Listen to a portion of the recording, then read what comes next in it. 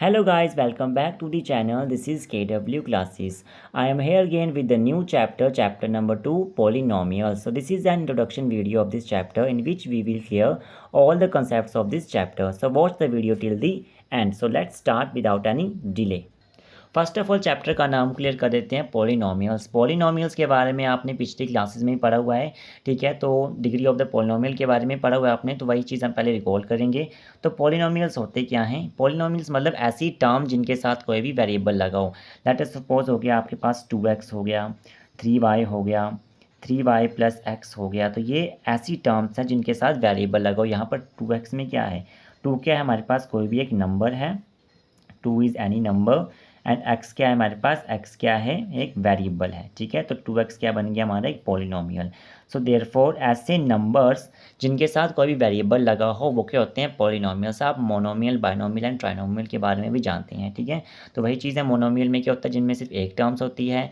Binomial में जिनमें 2 terms होती हैं, जैसे कि 3y प्लस x, ये 2 टर्म्स हैं, तो ये बाइनोमियल है। और ट्राइनोमियल में जिनमें 3 टर्म्स होती हैं, जैसे 3x plus 2x 2y plus 3। तो ये क्या हमारी 3 टर्म्स है, एक टर्म ये, एक टर्म ये एंड एक टर्म ये।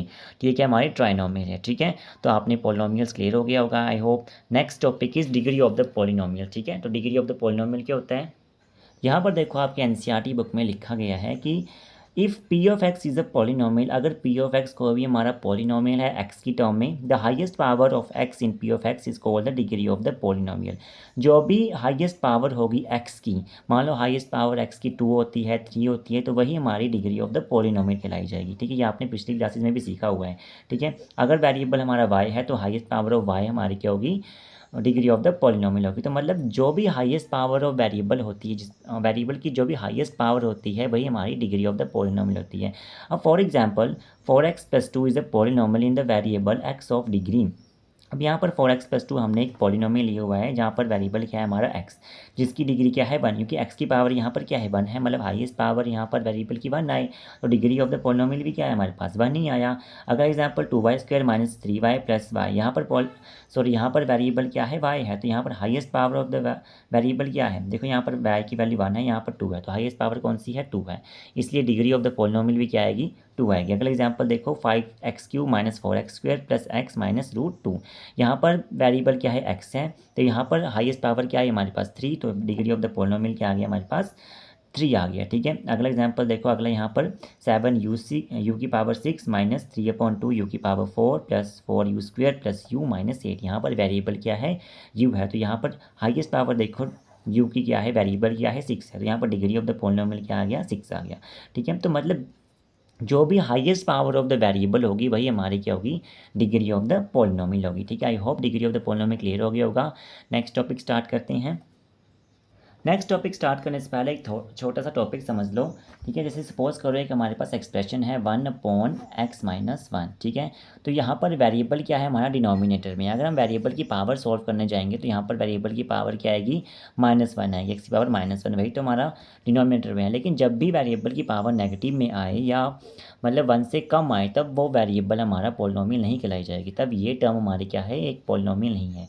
ये क्वेश्चंस पेपर में पूछे जाते हैं, ठीक है। अगला एग्जांपल देखो, से √x प्लस 2 हो गया, ठीक है। तो आपको पता होगा कि √x की पावर क्या होती है? अगर जब भी किसी भी मतलब टर्म के साथ रूट लगा हो तो वो क्या हो जाता है? x की पावर हाफ हो जाएगी, ठीक है। अब मैंने बोला कि जब भी वेरिएबल की जो पावर है वो 1 से छोटी होगी तब क्या होगा? वो हमारा एक पॉलिनोमियल नहीं कहलाया जाएगा। इट मीन्स ये भी क्या है? हमारा एक पॉलिनोमियल नहीं है।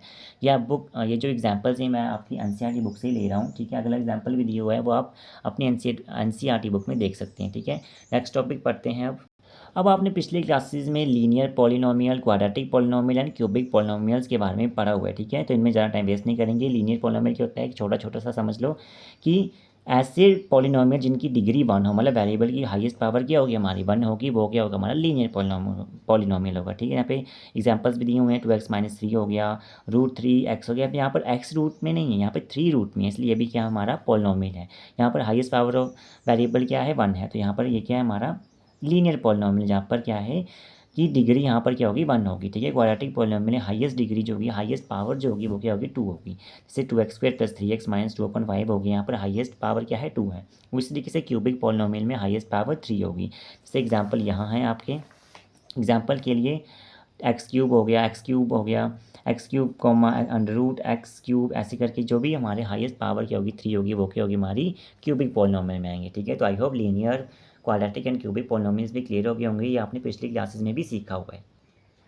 नेक्स्ट हम जान लेते हैं zeros of the polynomial. Zeros of the polynomial होते क्या हैं, ठीक है, हम लीनियर इक्वेशंस में भी जानेंगे और क्वाड्रेटिक इक्वेशंस में भी जानेंगे। ठीक है, तो लीनियर इक्वेशंस की स्टैंडर्ड फॉर्म क्या होती है, a x plus b is equals to zero, यही हमारी लीनियर इक्वेशन की स्टैंडर्ड फॉर्म है। आई होप ये आपको पता होगा।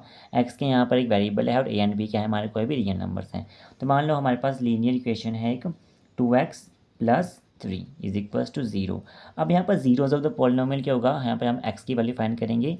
तो यहाँ पर देखो 2x इज इक्वल्स टू, ये जाएगा तो -3 और x इज इक्वल्स टू -3/2। तो यहाँ पर जीरोज ऑफ द पॉलिनोमियल क्या आया, -3/2। मतलब इस इक्वेशन में हम अगर ये वाली टर्म ऐड करेंगे, x की वैल्यू अगर मैं -3/2 पुट करूँ तो आंसर क्या आएगा हमारा, इस इक्वेशन का 0 आंसर आएगा। ठीक है, उसी तरीके से हम क्वाड्रेटिक इक्वेशन में भी जान लेते हैं। क्वाड्रेटिक इक्वेशन की स्टैंडर्ड फॉर्म होती है हमारी ax² plus bx plus c is equals to 0, जहाँ पर x² और x क्या है हमारे वेरिएबल्स हैं and a b and c क्या है हमारे रियल नंबर्स हैं। ठीक है, तो हमारे पास क्वाड्रेटिक इक्वेशन है, मान लो लेट अस सपोज आपके बुक से एग्जांपल ले लेते हैं, x² - 3x - 4, x² - 3x - 4। यहाँ पर क्या करेंगे, हम स्प्लिट करेंगे। ठीक है, आई होप स्प्लिट करना तो आता होगा, नहीं आता तो हम वो भी जान लेते हैं। देखो सबसे पहले क्या करते हैं हम, a और c का, यहाँ पर a क्या है हमारा, a मतलब x² का जो कोएफिशिएंट होगा, यहाँ पर x² कोएफिशिएंट क्या है 1 है, तो a क्या है हमारे पास 1 आया। ठीक है, b क्या है x का कोएफिशिएंट, b x का कोएफिशिएंट क्या है हमारे पास -3 और c क्या है हमारे पास -4। ठीक है, तो यहाँ पर देखो सबसे पहले क्या करते हैं हम, a और c का प्रोडक्ट निकालते हैं। तो a और c का प्रोडक्ट निकालेंगे हम, तो ac मतलब 1 और c का प्रोडक्ट निकाल दो, क्या आया -4, 1 × -4 इज इक्वल्स टू -4। ठीक है, अब a और c का प्रोडक्ट निकालने के बाद हम क्या करेंगे, इसके फैक्टर्स निकालेंगे। ठीक है, -4 के फैक्टर्स क्या है, ऐसे फैक्टर्स निकालना है जिससे हमारा आंसर क्या आना चाहिए, आंसर हमारा b के इक्वल आना चाहिए। ठीक है, मतलब आंसर हमारा -3 के इक्वल आना चाहिए। क्लियर है यहाँ तक। सबसे पहले हम a और c को मल्टीप्लाई कराएंगे और उसके बाद हमारा आंसर किसके इक्वल आना चाहिए, b के इक्वल आना चाहिए। तो -4 के फैक्टर्स क्या आएंगे हमारे पास, देखो एक तो -2 और 2 हो गया, अगर मैं -2 और 2 को मल्टीप्लाई कराऊँ तो आंसर -4 आएगा। एक खुद -4 और 1 हो गया। ठीक है, ये हमारे फैक्टर्स आ गए। एक बार -1 और 4 कर लो, एक बार -2 कर लो। ठीक है, ये हमारे फैक्टर्स आ गए। अब ये देखो यहाँ से हमारे पास -3 आ जाएगा।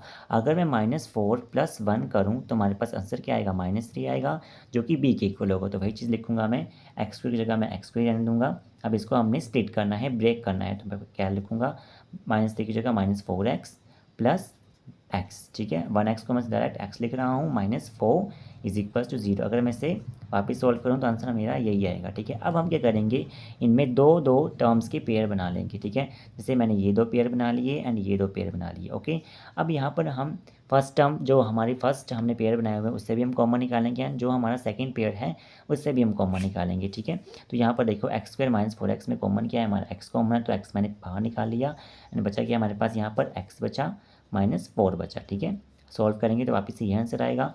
अब यहाँ प्लस, अब यहाँ पर देखो x - 4 में कुछ भी कॉमन नहीं है, मतलब 1 मतलब कॉमन होता ही है। अगर कोई भी टर्म है जिसमें कोई कॉमन नहीं आ रहा है तो 1 तो कॉमन होता ही है। ठीक है, तो x - 4 is equals to 0।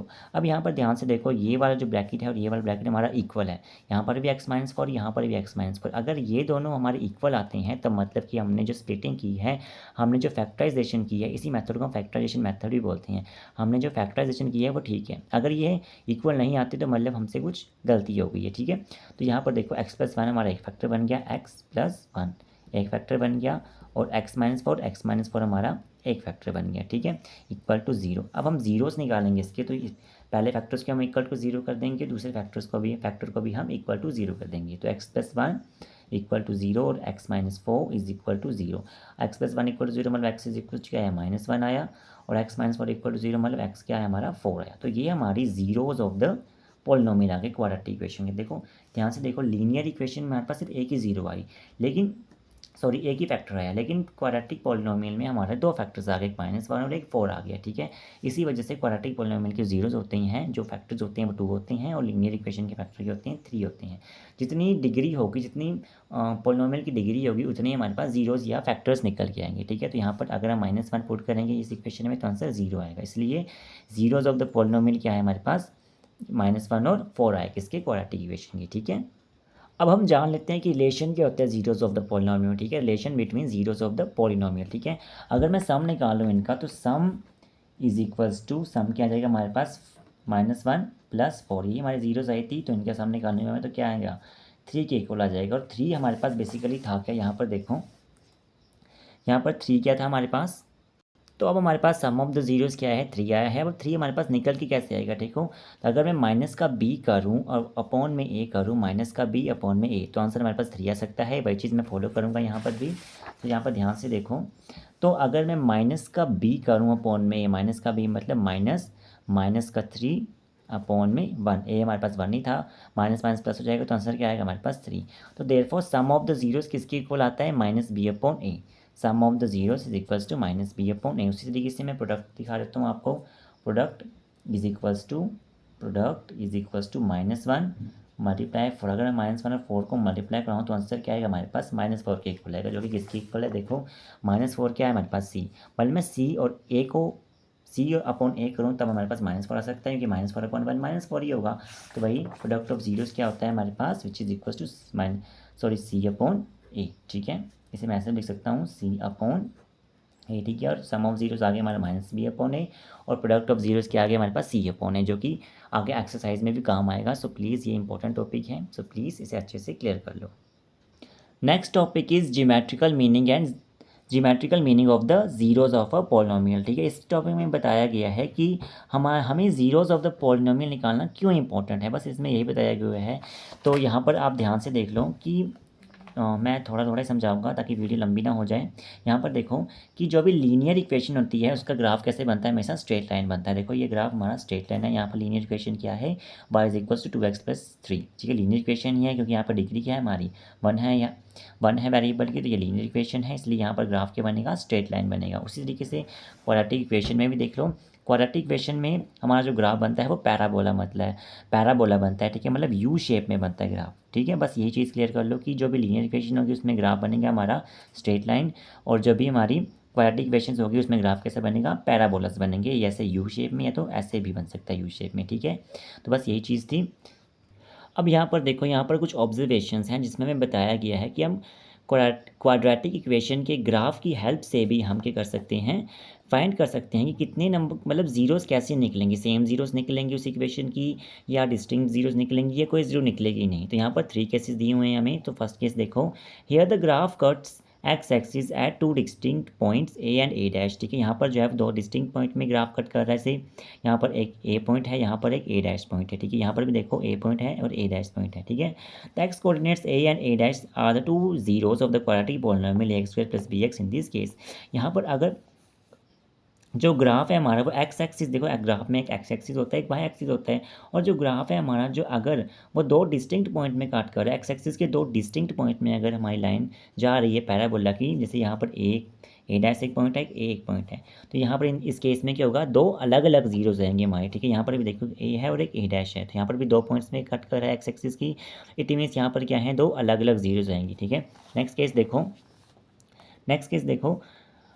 Case है, here the graph cuts the x axis at exactly 1 point, यहाँ पर सिर्फ एक ही पॉइंट में कट कर रहा है, एट 2 कोइंसिडेंट पॉइंट्स क्या होते हैं, जो एक ही लाइन में लाई करते हैं, ठीक है। So the points a and a dash of case 1 coincide here to become 1 point a, ठीक है। यहाँ पर देखो, यहाँ पर सिर्फ एक ही पॉइंट पे हमारा क्या है, ग्राफ कट कर रहा है। देखो यहाँ पे एक्स एक्सिस के एक ही पॉइंट है, एक्स और एक्स डैश के एक ही पॉइंट है, देखो ए, तो यहाँ पर जीरोस क्या आएगी हमारी, एक ही आएगी। यहाँ पर भी देखो एक ही पॉइंट में कट कर रहा है एक्स एक्सिस के, तो यहाँ पर जीरो क्या आएगी, एक ही आएगी। लेकिन क्वाड्रेटिक इक्वेशन की जीरोस क्या आएंगी, एक ही तो आएगी, मतलब वो जीरोस इक्वल आएंगी, ठीक है, सेम जीरोस आएंगी क्वाड्रेटिक इक्वेशन की। अगर हमारा ग्राफ कहीं भी कट ना करे, यहाँ पर थर्ड केस में देखो, अगर ग्राफ यहाँ पर एक्स एक्सिस की लाइन में कट ही नहीं कर रहा है, सीधे वाई एक्सिस की लाइन में ही कट कर रहा है वो, यहाँ पर भी देखो, तो यहाँ पर क्या है, कोई भी हमारी जीरोस नहीं आएगी, ठीक है। तो हमने 3 केसेस देख लिए जहाँ पर 2 पॉइंट्स पे कट करा था, तो वहाँ पे 2 अलग अलग जीरोज आएंगी, और दूसरे केस में देखा हमने कि एक ही पॉइंट पे कट करा था तो हमारा एक ही जीरो आएगी, और थर्ड केस में देखा हमने कि वो कट ही नहीं कर रहा है, तो वहाँ पर क्या है, हमारी कोई भी जीरो नहीं आएगी, ठीक है। सो आई होप ये क्लियर हो गया होगा। इन्हीं क्वेश्चंस के ऊपर हमारी एक्सरसाइज 2.1 भी डिपेंड है, ठीक है, जो कि मैं अगले वीडियो में आपको क्लियर कर दूंगा। सो हम नेक्स्ट टॉपिक देख लेते हैं। Next topic relationship between zeros and coefficient of a polynomial है। वही मैंने क्लियर करवा दिया कि सम ऑफ जीरोज किसके इक्वल होता है, -b/a के इक्वल होता है, प्रोडक्ट ऑफ जीरोज किसके इक्वल होता है, c ऑफ जीरो के इक्वल होता है, ठीक है। यहाँ पर अल्फा और बीटा हमारे दो जीरोस मान ली हैं, जो कि सम ऑफ जीरोज क्या है -b/a और प्रोडक्ट ऑफ जीरोज क्या है c/a, ठीक है। तो ये चीज़ है हमारी, कोई एक्स्ट्रा चीज़ नहीं बताई कि यहाँ पर, बस यहाँ पर माइनस कोफिशिएंट ऑफ एक्स का कोफिशिएंट क्या था हमारा, b ही तो था, तो -b/x का एक्स स्क्वायर का कोफिशिएंट क्या था, यही तो था, तो -b/a यहीं भी वही चीज़ बताइए। कांस्टेंट टर्म, या कांस्टेंट टर्म वो टर्म होती है जिसके साथ कोई वेरिएबल ना लगाओ, तो यहाँ पे कांस्टेंट टर्म हमारी सी ही तो थी, तो प्रोडक्ट ऑफ जीरोस क्या आएगा हमारा, c/a आएगा, ठीक है। बस यही चीज़ बताएगी हमने, ओके। तो इसी के साथ हमारा चैप्टर का इंट्रोडक्शन वीडियो भी खत्म हो रही है, ठीक है। तो हम समरी जान लेते हैं। समरी मतलब इसमें हम कुछ शॉर्ट टिप्स जानेंगे जो कि हमने पिछले चैप्टर्स में, जो भी इस चैप्टर्स में सीखी हैं, ठीक है। तो फर्स्ट पॉइंट देखो, polynomials of degrees 1, 2 and 3 are called linear, quadratic and cubic polynomials respectively. Polynomials जिनकी डिग्री 1 होती है उनको लीनियर पॉलिनोमियल बोला जाता है, 2 होती है उनको क्वाड्रेटिक पॉलिनोमियल बोला जाता है, 3 होती है उनको क्यूबिक पॉलिनोमियल बोला जाता है, ठीक है।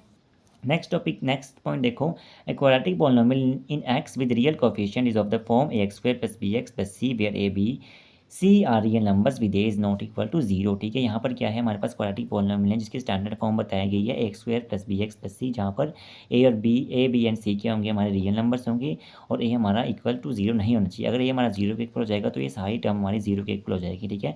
तो फिर ये हमारी एक लीनियर इक्वेशन बन जाएगी, इसलिए a जो है हमारा वो 0 के इक्वल नहीं होना चाहिए, ठीक है। नेक्स्ट पॉइंट है हमारे पास, the zeros of a polynomial p of x are precisely the x coordinates of the points where the graph of y is equal to px intersects x axis. यहाँ पर वही चीज़ की, जहाँ पर x एक्सिस के पॉइंट पे अगर दो डिस्टिंक्ट पॉइंट पे काट रहा है तो दो डिस्टिंक्ट पॉइंट होंगे, अगर एक ही पॉइंट पे काट रहा है तो 9 रूट्स होंगे, और अगर हमारा एक ही जो है वो सिर्फ एक ही पॉइंट पे काट रहा है तो हमारा सिर्फ एक ही रूट होगा। बस वही चीज़ बोलेगी है कि जो रूट्स होती हैं वो उस y is equal to p x equal होते हैं, जहाँ पर x एक्सिस को इंटरसेक्ट करते हैं, ठीक है।